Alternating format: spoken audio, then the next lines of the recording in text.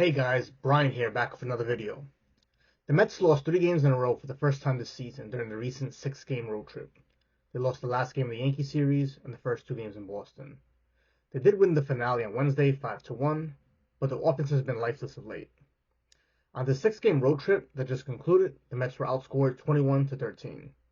The Mets have scored 2 or less runs in 7 of the 19 games so far this month, only winning one of those games. So what's been going on? If you look at the Mets bullpen, you have Young in the month of April. He had a 2.84 ERA, a 1.11 whip, and a 15.6 K to 9 ratio. Unfortunately, Danny Young got hurt. He's out for the season. So essentially, his replacement in the month of May was Genesis Cabrera. And Genesis Cabrera had a 4.76 ERA thus far in May, with a 1.59 whip, with a 7.9 K to 9 ratio. I'll move on to Jose Butto. In the month of April, he wasn't very good. You had to pick your spots with him. You couldn't put him on with inherited runners. His ERA was a 4.11, 1.37 whip with a 9.4 K-to-9 ratio. The month of May, it's better. He has a 1 ERA with a 1.33 whip with a K-to-9 ratio of 6. I think Mendoza is now putting him in positions where he has fresh innings. Putting him in positions to succeed. Because if you would put Butto on with runners on base and you bring him on, he's likely to let those runners score. This is not the Butto that we're used to. Hopefully something that he cleans up and gets stronger as the year goes on. Clearly Butto has improved from the month of April to May though. And we go on to the next reliever, Ryan Stanek. Ryan Stanek had a 5.59 ERA in April with a 1.76 whip. 9.3 K-to-9 ratio. He throws hard. He throws 100-mile-an-hour fastballs. He throws straight fastballs. He also has an issue with his control, and that's where the 1.76 whip comes from.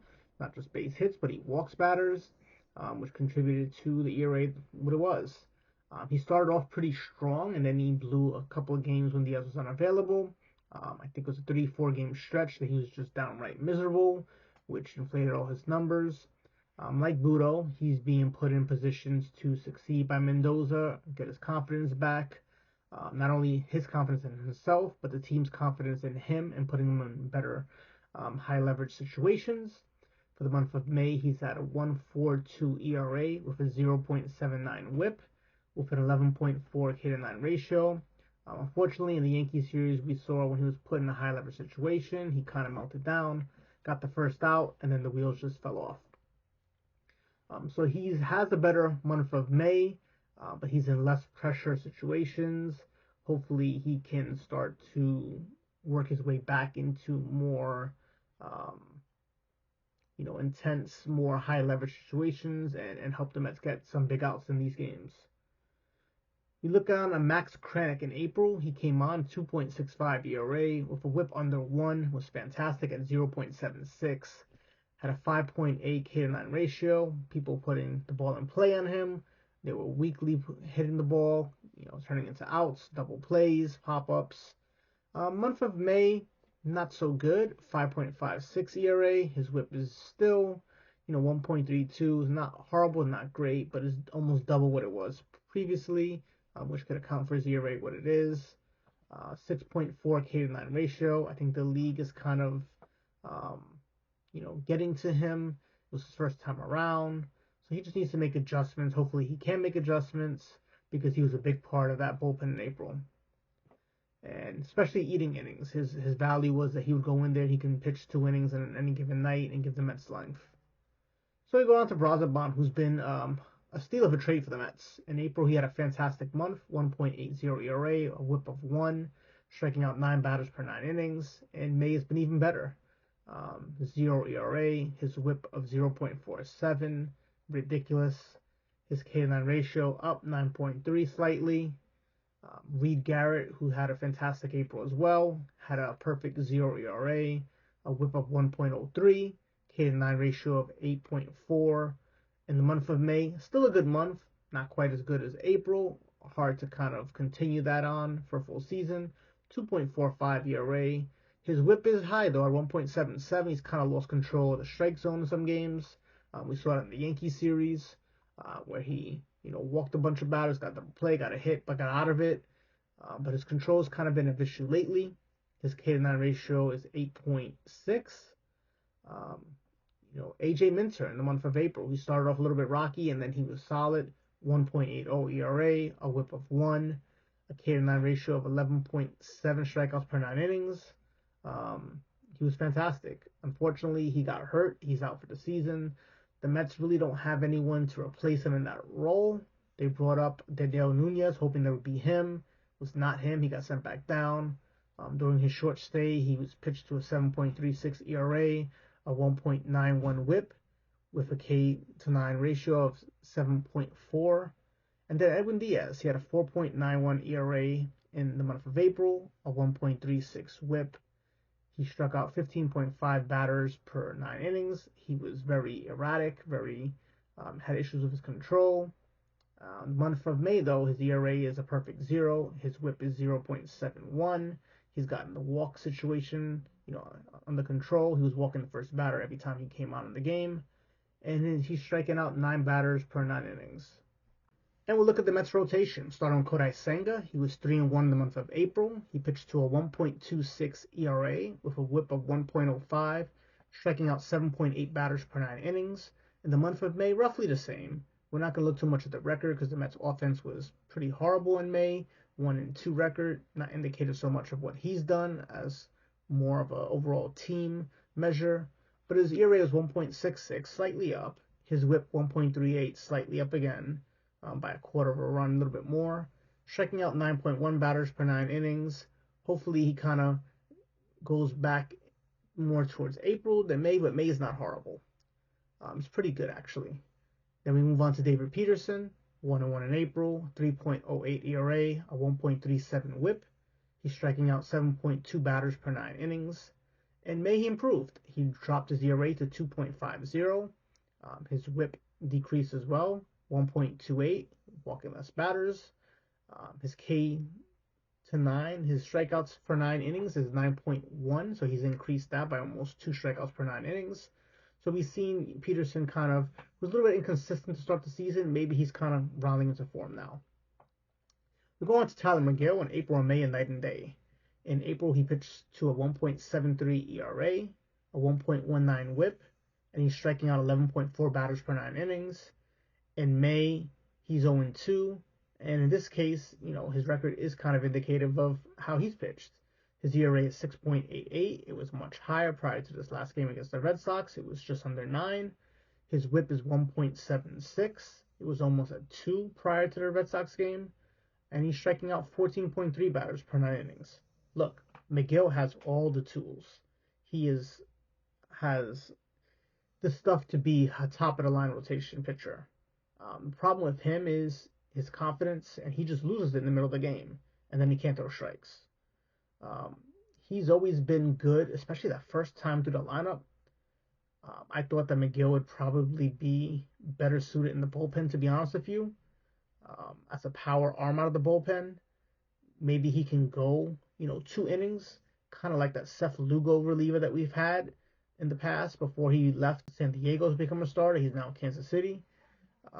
He can get strikeouts. He can go out there and pound the zone and get outs. The problem is sometimes he just loses it and he kind of veers away from that strategy and can't throw a strike. We saw that in the Yankee series. So we move on to Clay Holmes. Clay Holmes was 3-0, perfect 3-0 in April, 2.42 ERA, a whip of 1.15, striking out 11.1 batters per 9 innings. Month of May a little bit different. His strikeouts per 9 innings went down, almost cut in half, which that part is a little bit alarming to me. It's 6.4. His ERA is up to 3.75, almost a run, run and a half, not quite, almost. His whip is up to 1.21. That tells me that the batters in the National League are becoming more familiar with him. Maybe he's playing around some different pitches. We need to see Holmes get back to kind of what he was in April. May is not horrible. Hopefully he's not trending in that way for the rest of the year. So let's move on to Griffin Canning. He's 4-0 in April, a 2.49 ERA, 1.46 whip, a little bit higher than I like to see it. 9.6 strikeouts per 9 innings. In May, he's 1-0, 2.2 ERA, so he improved there. And this is where I get really excited to see his whip is down to 1.10, so he's improved in that aspect, putting less runners on base, getting out of less jams. And his K per 9 is 8.3. So, what do you think is going to happen when Paul Blackburn comes back on this roster? The Mets going to go for 6-man rotation? Is someone going to get bumped? If someone gets bumped, who is it going to be? I would think the logical candidate would be McGill, but I think the Mets are going to go to 6-man rotation personally. I think they're going to go to 6-man rotation until Manaea comes back, and at that point, whoever at that point is maybe injured or not performing will then be put into IL or be sent to the minor leagues or put to the bullpen. I think McGill is still going to be that candidate. I know the Mets probably think very highly of him and that he has elite stuff, that he could become frontline rotation pitcher. I'm not seeing it though. I think that he's going to be more of a power arm out of the bullpen, similar to his brother, better than his brother. But where he can give us, an inning or two, maybe 3 innings out of the bullpen, and come out there and dominate. So let me know your thoughts. This is, what the Mets rotation is doing so far. I don't think overall they are our issue from April to May. I mean, we've seen some slight regressions in, Holmes. We've seen McGill have a bad month, but overall, Senga, Peterson, Cannon are still holding it down. They're still pitching phenomenal. The bullpen and the starting rotation for me is still the strengths of this team.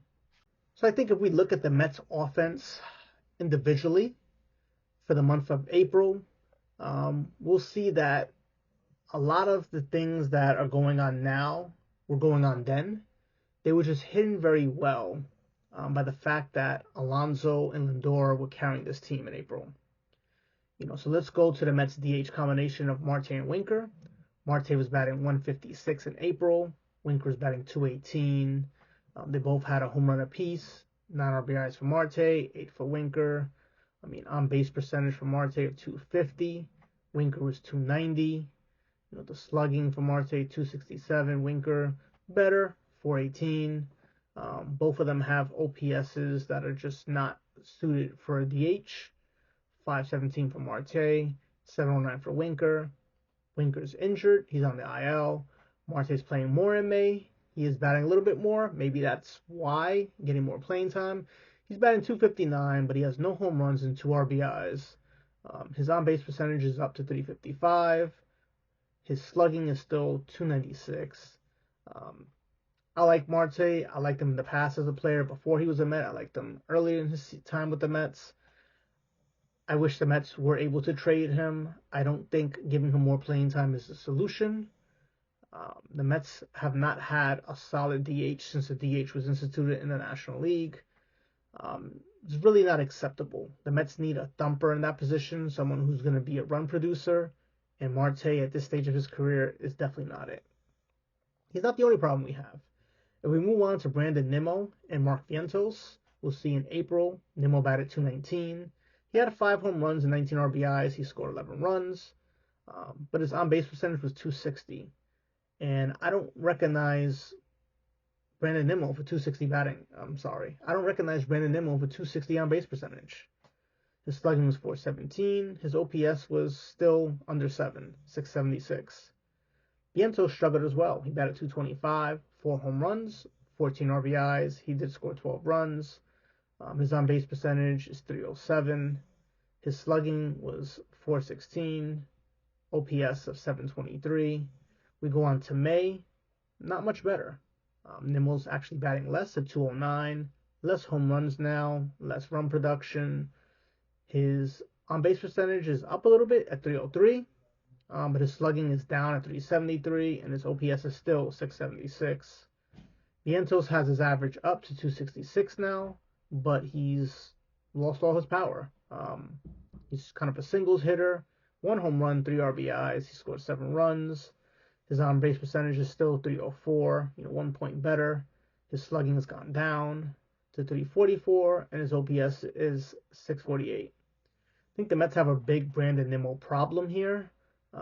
It goes well past the beginning of this year. It goes to the second half of last year. If Brandon Nimmo is not batting, 250-ish, with power and driving in runs, or batting higher and having a high on base percentage, then he doesn't really have value to this team. Definitely what he's doing right now with an OPS under 700 is not going to cut it. If he's not going to slug and he's not going to get on base, you know, either or, if he's going to be a high on base percentage guy, close to 400, back to what he used to be, and get on base and score runs, fantastic. If he's not going to be that player, if he's going to be more of a run producer, fine. But he's really neither of those right now. I don't know if it's his plantar fasciitis that's an issue for him, or if he had issues with his knees. I know he tweaked it, early on. Maybe he needs some rest. I'm not sure. But the Mets definitely have a big problem there with Nimmo. And they have a problem with Vientos as well. Maybe it's a sophomore slump. Maybe the league is adjusting to him. Maybe it's, where he's batting the lineup. He has no protection. The Mets recently made a lineup change and they dropped Soto to third and they put Marte batting second. I think Vientos should be that batter in the second hole, not Marte. I think they're trying to do everything they can to get Marte going, to see if he can get going. Otherwise, they're going to be ready to make a decision on him. We'll see. I do think the Vientos should be in that 2 hole, get him better pitches, get him going. Because right now, the Mets really need it from him. We need the Vientos of last year. So we move on to the Mets' second base combination of Beatty and Acuna. Beatty was batting 222 prior to getting sent down. He had 1 home run, 4 RBIs, 378 on base percentage. And he wasn't doing fantastically well. Acuna, on the other hand, in the month of April, batting 308. He's not a power guy. He's a single hitter. Got on base, scored 12 runs, stole 6 bases. He played great defense. But in the month of May, it's been different. He's batting 233. Like I said, he has no power, so no home runs. He's not driving in any runs. He only scored 5 runs in May. His on-base percentage is 292 for May. Beatty's trending up. He's 250 in May. He has 4 home runs, 10 RBIs. His on-base percentage is 250 because he doesn't walk. He's going to have to learn to lay off some bad pitches and draw some walks. But his slugging is at 583. His OPS is over 800 at 833. I think Beatty should be the third baseman of this team. I think Beatty should be the third baseman for this team, and Vientos should be the DH personally. Maybe against tough lefties, if you want, you can put Marte at DH and Vientos at third. But I think Beatty should get the opportunity against more lefties than he has. He's primarily been on the bench anytime a lefty's been up. So it takes you to the trio of Soto, Lindor, and Alonso. And you can see that Soto was batting 232 in April. He's batting 246 in May. He's getting a little bit better. He had only 2 home runs in April. He has 5 in May. So it looks like he's starting to come around. You can see what I'm most excited about is on-base percentage. It was 346 in April. It's now 386 in May. It's trending up. His slugging, though, was 354 in April. It's now 508 in May for the month of May. So his OPS difference between April and May was 701 in April. It's 893 in May. Almost 200 points better. Hopefully we're getting to the point where we're going to see the Soto that we were expecting form for this club, because that would be a huge contribution to this team, to get this team the offense clicking and get things going. If we can get the Juan Soto that everyone knows and loves to show up. Now, the reason why a lot of these things were kind of swept under the rug, Lindor and Alonso. Lindor batted 339 in April. Alonso batted 358. They both had 6 home runs. Lindor had 15 RBIs. Alonso had 24. 22 runs scored for Lindor, 20 for Alonso. On base percentage for Lindor, he was getting on base at a 403 clip. Alonso was a 483 clip. He walked 19 times and struck out 18. Lindor's slugging was 550. He had a 954 OPS. Alonso had a 684 slugging and an OPS of 1,168. Month of May, they're both slumping. Lindor's batting 244, Alonso 221. Lindor has 4 home runs still, Alonso has 2. Lindor is able to drive in 13 runs, Alonso just 9. Alonso's slumping more so, and I think the issue that's alarming for me is his on-base percentage. It's 265. He's only walked 5 times in May. He struck out 28 times thus far. I wasn't expecting him to walk more than he strikes out for the whole year. But I hope he's closer to April than he is to May for sure going forward. His slugging also dipped. It's 364 in May. That's a huge difference, over 300 points difference. His OPS is almost cut in half to 629. So I think Lindor and Alonso slumping is why this Mets team isn't clicking offensively, because they were carrying most of the load. But when you look at it, it was the team overall, besides them, that just wasn't performing, and they're still not performing. Then the Mets had some complimentary players, Torrens and Taylor. They batted 235 and 236 in April. They contributed more on the defensive end. Didn't do much offensively. In the month of May, though, they are kind of helping a little bit more, but they're complementary pieces. Torrens is batting 300. Taylor's batting 286. So when Jeff McNeil and Alvarez came back, they were expected to kind of inject some life in this offense. Really hasn't been the case. McNeil's only batting 211. He does have a 388 on base percentage. He's walked 11 times while striking out only 6. So it's a small sample size. I do anticipate McNeil getting his average up. I do anticipate him being kind of more of a 260 to 280 hitter. His on base percentage kind of around 380 where it is now. He may not be a starting player anymore, but I still think he's good enough to be a 3/4 of a starting player. He can play second, third, outfield, the corner some. He can DH some. When I mentioned on X that he should be playing some center field, especially if a ground ball reliant pitcher is starting in the beginning of the game to inject some offense in this lineup. A lot of people, told me I don't know what I'm talking about. The Mets actually did that. They have put him out there in center field, and then they'll move him or replace him with Taylor late in the game for defensive purposes. I expect the Mets to continue doing that. And I do expect him going forward to have a bigger impact on this offense for this team. Then we have Francisco Alvarez. He's batting 279, which is not bad at all, but he has no power. No home runs in the month of May. Only drove in 4 runs. His on base percentage at 367. It's not bad for him, but his slugging is 302. I was kind of hoping that Alvarez would be the protection to Alonso at some point this year. Alonso has not had adequate protection since he's been a Met. He doesn't have anyone in this lineup this year. He hasn't had anyone, period, to provide him that protection.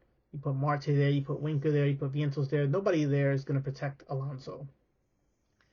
We need someone that the opposing team is going to be scared of. Maybe not more so than Alonso, but scared of. If they put him on, the next person is going to make him pay more often than not. Not sure who that's going to be at this point. If it's not going to be Alvarez, he's just really going for singles at this point. I'm not sure what's going on with him. It looks like they changed his approach.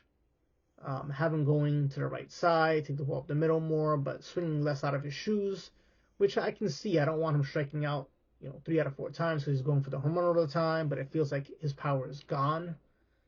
And if he's not going to be that run producer, I don't know that I want to see him in the lineup every day.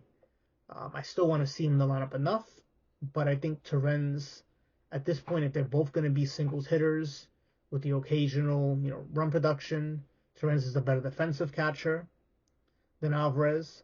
Alvarez is not bad, but Torrens is better. No debate about that.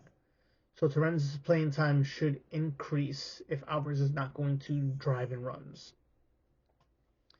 So let me know what your thoughts are on that. Do you think that Vientos should be batting second in the lineup? Do you think the Mets should DFA Marte? I think personally that Mauricio's in the minor leagues. There's a lot of talk about him possibly coming up. I don't think he's ready yet. I don't think he's the savior. I caution any Met fan who has that in their head. He has not shown anything in the minor league or major league level to make you think that he is this great world beater player. He is an exciting, electric player. He has speed.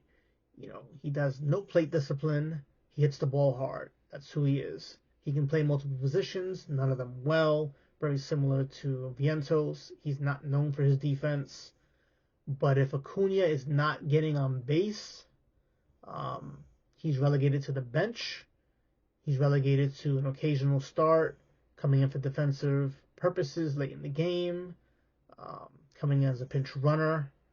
But honestly, If McNeil's starting at second base more, Acuna is a better defender than him, but McNeil's not really hurting you so much. You probably bring up Mauricio, send down Acuna. Hopefully he starts hitting again. That might be what happens soon. I know some people would want Azocar to get sent down, but that's not going to happen. He's the backup outfielder. He's the break glass in case of emergency.